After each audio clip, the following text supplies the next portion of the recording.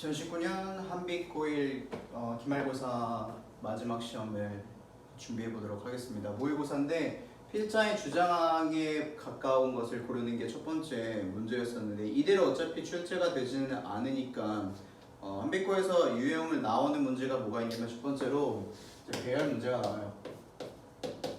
배열 문제가 나오고 당연히 문장 삽입 문제도 나오고 그리고 어휘에 관련되어 있는 문제, 어법에 관련되어 있는 문제 이렇게 네 가지 유형으로 나오는데 어휘는 두 가지라고 생각을 하면 될 것 같아요. 두 가지라고 생각을 해서 낱말을 고르는 것과 유사 어휘를 고르는 것 문제 유형의 출제가 됩니다.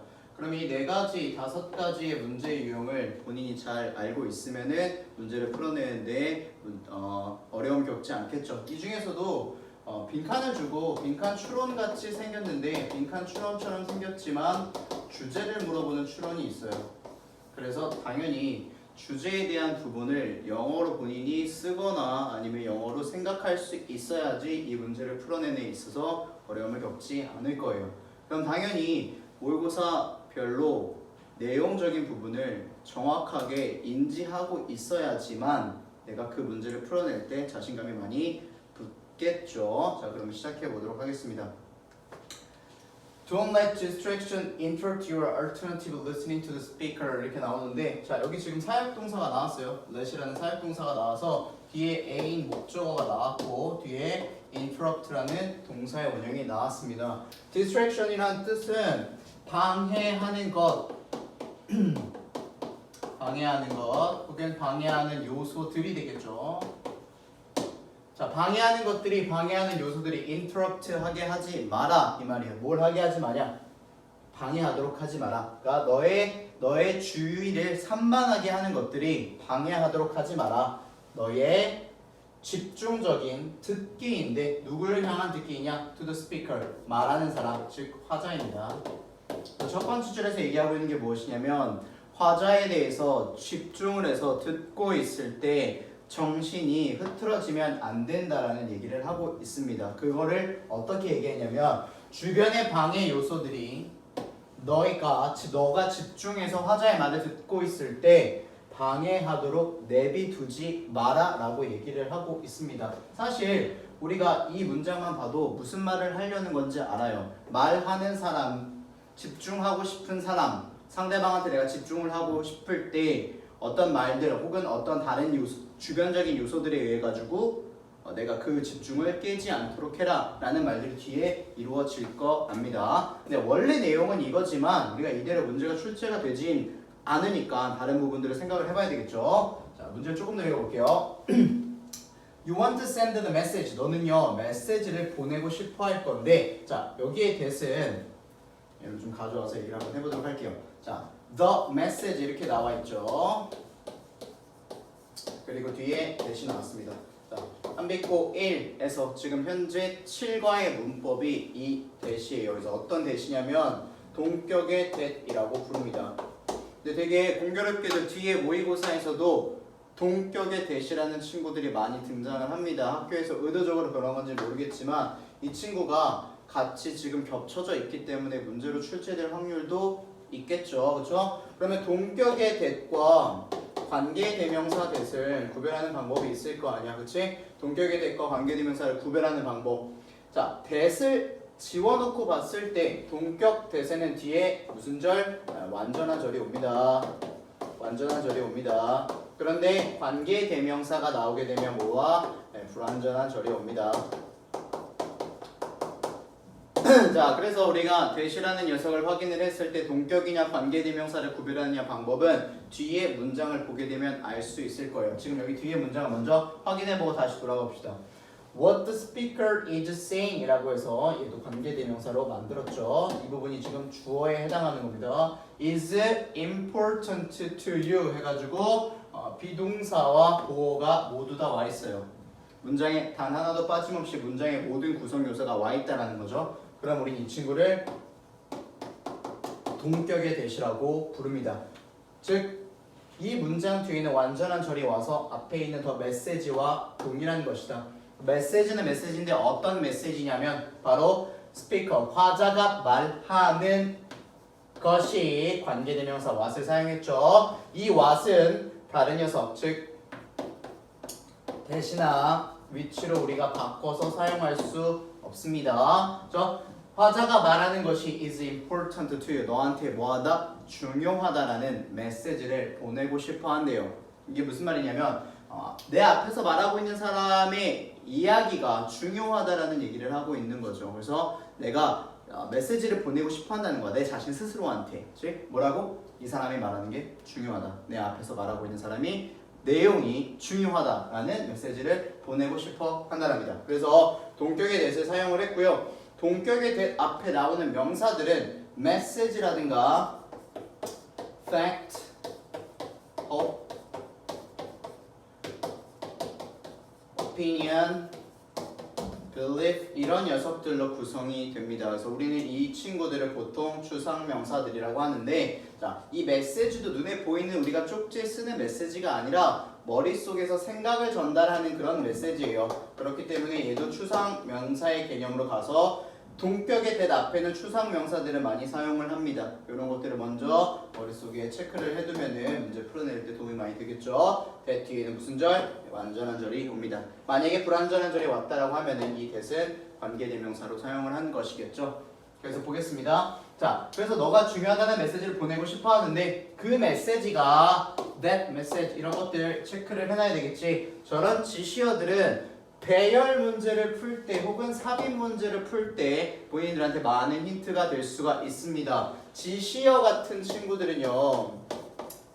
몇 개만 적어보면 this라든가 these 혹은 that, those 그리고 such 이런 말들 있죠. 이런 친구들은 앞에 어떤 대상이 나와야지만 뒤에 붙일 수 있는 친구들이에요.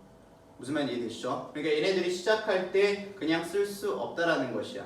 반대로 얘기하자면 지시어가 나오면 우리는 이 친구들을 바탕으로 힌트를 얻어서 어느 특정한 문장 뒤에 넣을 수 있다라는 거죠. 그러면 지금 여기는 저 메시지라든가 그 메시지라던가 라고 문장이 시작을 했기 때문에 이 앞에는 어떻게 the message가 존재를 해줘야 이 친구 뒤에 우리가 얘를 붙일 수 있는 것이겠죠. 이게 배열과 삽입 문제의 문제를 풀어내는 요령입니다.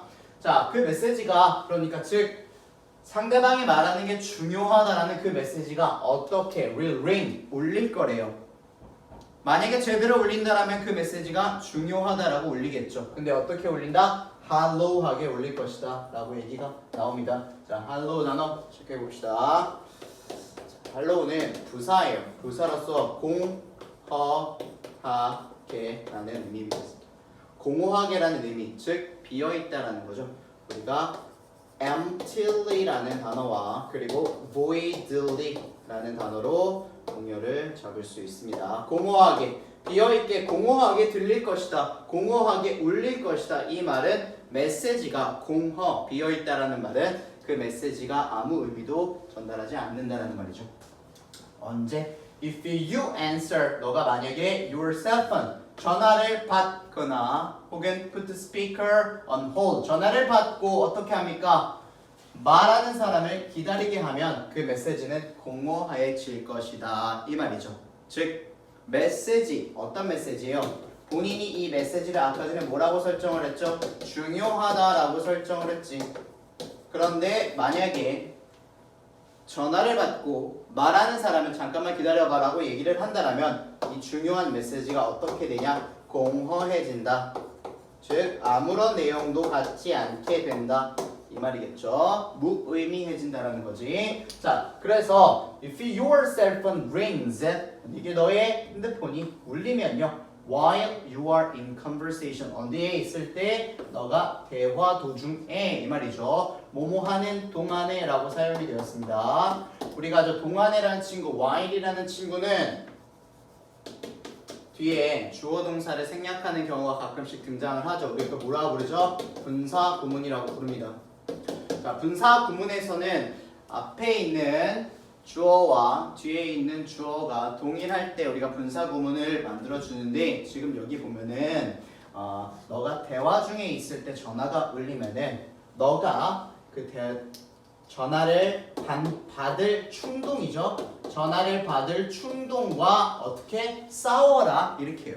전화를 받고 싶은 충동과 싸우는 거예요. 즉 싸움을 하는 대상과 대화를 하는 대상이 동일한 인물이기 때문에 우리는 이 주어와 그리고 현재 시제 동사의 원형의 ing인 being으로 바뀌는 게 우리 분사 구문의 공식이죠. 그럼 being은 또 뭐가 가능해? 생략이 가능하죠. 그렇다라는 거는 문장이 If your cell phone rings while in a conversation, find the urge to answer이라고 문장이 나올 수 있겠죠. 그죠? 그래서 내가 공부를 할 때 얕게 공부를 해가지고 만약에 while you are in a conversation이라고 머릿속에다 때려 박아놨어. 근데 학교에서 you are를 빼놨단 말이야. 그치? 근데 그래서 내가 이 문장을 틀렸다라고 고르면 돼? 안 돼? 안 되는 거예요. 무슨 말인지 이해되시죠? 깊이 있게 공부를 하고 문장의 구조를 정확히 알고 있어야 남들보다 오답이 줄어드는 겁니다. 자, 다시 한번 할게요. 대화 속에 있을 때 전화를 받고 싶은 그 충동과 싸워라 이 말이에요. 즉 지금 계속 얘기하고 있는 게 무엇입니까? 너가 화자가 말하는 게 중요하다라고 생각이 든다라면 어떻게 전화를 받으면 안 된다라는 얘기를 하고 있는 겁니다. 그렇죠? 대화 중 전화를 받지 마라. For reasons unknown, 알려지지 않은, 알 수 없는 이유들로 이 말이죠. 알 수 없는 이유들로 대부분의 사람들은 feel compared to 동사의 원형 하도록 강요를 받아요. 강요를 받도록 느낀대요. 즉, 전화를 ringing phone이라고 했으니까 울리는 전화를 받도록 강요받는다고 느낀대요. 대부분의 사람들이 알 수 없는 이유로 전화가 울리면 받아야 되는데 라고 생각이 한다는 거죠. 그런데 the fact that 자 여기 지금 fact 나왔죠? 뭐야? 동격의 대신 두 번째 등장을 했습니다. 그러면 이 that도 뒤에가 문장이 모두 다 오는지 한번 확인을 해봅시다. Your cell phone 주어 is 비동사 ringing 여기까지가 자동사로 해서 문장이 다 완벽하게 왔습니다. that 이하라는 사실이라고 해석하면 되겠죠. 이 문장 뒤에 완벽한 문장이 와야지만 우리가 동격의 대시라고 부른다라고 했어요. 자 다시 해볼게요. 너의 전화가 울린다라는 그 무엇이 사실이 doesn't mean 의미하지 않습니다. 뭐라고? You have to answer it. 너가 전화를 받아야 하는 것이라고는 의미하지 않는다. 무슨 말인지 이해되시죠? 자, 즉 전화가 울린다라는 것이 꼭 받아야 되는 건 아니야 라고 얘기를 하고 있습니다. Rarely are phone calls urgent. 자, 이 모의고사 좀 중요하다고 생각하는 게 뭐냐면 본문에 이 추상명사 뒤에 동격의 대시 나오는 부분도 나오는데 이 본문의 문법은 아니지만 뭐가 나오냐면 not only butters라는 구문이 나와요. 공부한 친구들은 알겠지만 그래서 not only A butterso B 구문이 나오는데 여기서 우리가 부정어구가 문장 앞에 시작을 하면은 뒤에 동사와 주어를 이렇게 도치시키는 상황을 본 적 있고 본문에 있으니까 기억을 할 거예요. 그죠? 그거랑 똑같은 친구인 rarely 똑같은 구조를 가진 rarely가 문장 앞에 등장을 했습니다. 즉 어떻게?